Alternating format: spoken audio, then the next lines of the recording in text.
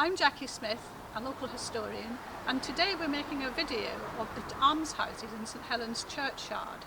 This is designed to be shown for the Heritage Open Days this year. Because of lockdown, we will not be having any exhibitions. We're standing here at the foot of St Helen's Tower. In front of us is a stone archway attached to the church.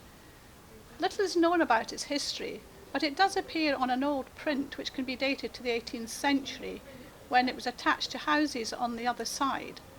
Through the archway we can see St Helen's Churchyard, and if we walk through the archway we will see 3 sets of almshouses in the churchyard.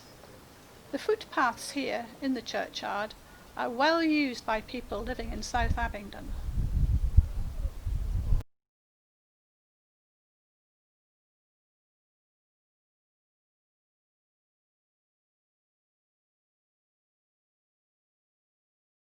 We're standing opposite Twitty's Almshouses, which derive their name from Charles Twitty, who was Deputy Auditor of the Exchequer.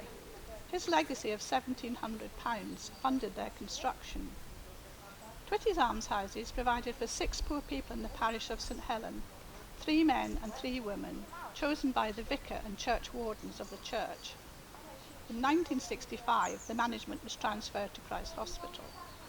Initially there was a central hall under the lantern, but that was used to accommodate a nurse in the 1800s. On the gable are tablets commemorating Twitty and later benefactors of the charity.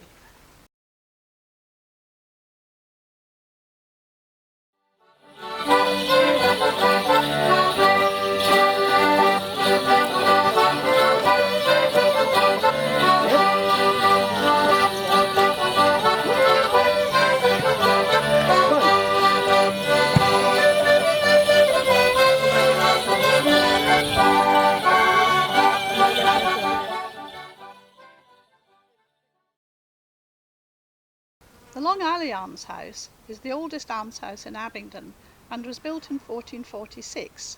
It takes its name from the long walkway or alley along the front. In the past it has been known as the New Almshouse and also as St Helen's Hospital, because it was constructed by the Fraternity of the Holy Cross, a wealthy religious guild associated with St Helen's Church. Many of the notable features on the almshouse were added between the years 1605 and 1608. The lantern above the central hall, where the governors of the charity hold their monthly meetings. On the lantern are small crowns and the initials IB and IM on either side of the date 1707. These refer to Geoffrey Barber and Sir John Mason. The original lead work, i.e. the crowns and the letters, was done by an Oxford plumber, George Rutland, who received £5 for his work. 1707 is the date of the first repair, which often misleads people. Stone moulds for the crowns cost 12p each. That's 12 old pence. The weather vane and the small crowns were gilded by an Abingdon man, John Bell. The initials IR under a crown on the northeast section of the lantern refer to King James, i.e. Jacobus Rex. The weather vane letters, ER6, refer to King Edward VI, who gave the charity its charter. The porches were also added at this time, and the pictures of biblical charity above them are attributed to an Oxford artist, Samson Strong. There are also moralising quotations from the Old Testament along the walk. The area behind Long Alley was enclosed in 1580 to form a garden where each resident was allotted a small plot of ground to grow herbs for their use and flowers for their pleasure. There was also an orchard, a well and a house of office. Today there is a large formal garden laid out in the late 19th, early 20th century, which has replaced the individual plots. The almshouse originally accommodated 13 poor people, 7 men and 6 women. Today there are only 6. There is a painting of the women from the 17th century above the south porch. The corresponding painting of the men has not survived.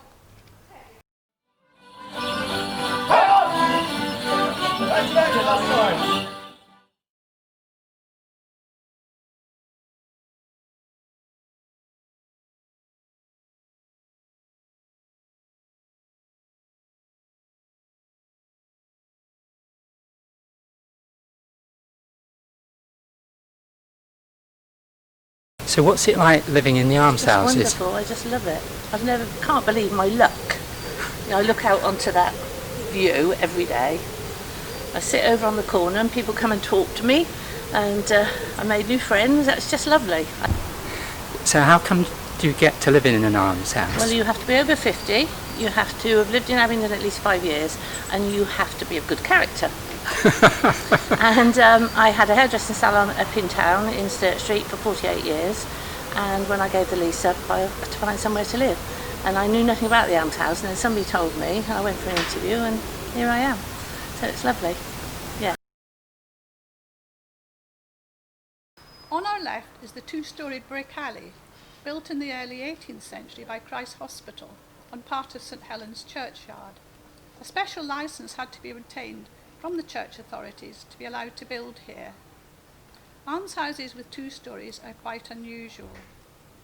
Brick Alley was originally built to house 18 poor people and now houses 8.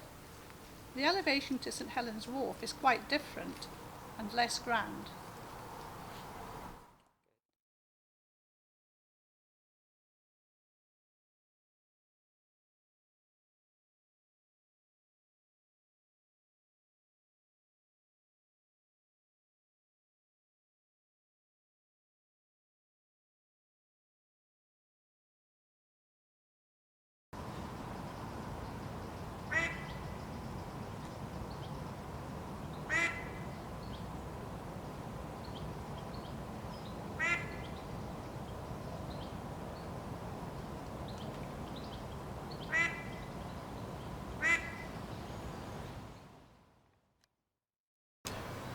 As you exit the churchyard, look for the plaque commemorating the excessive floods in November 1894 at the foot of the pillar. On the end gable of the Long Alley Almshouse is a representation of the market cross. This was erected in 1441 on the marketplace and destroyed in the Civil War by General Waller and his troops. Opposite is the river frontage and the present promenade. This was created in 1884 when the buildings there were demolished. These included the old Anchor public house and almshouses known as the almshouses over the water. These were relocated on the other side of the road later.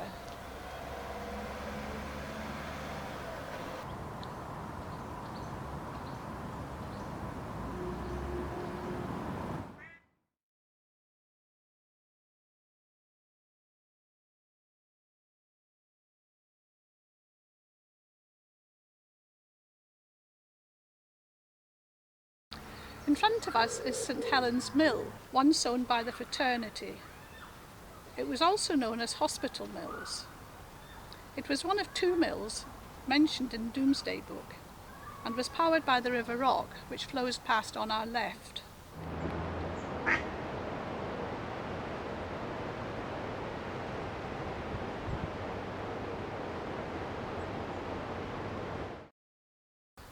On our right, you can see the large hedge surrounding the almshouse garden.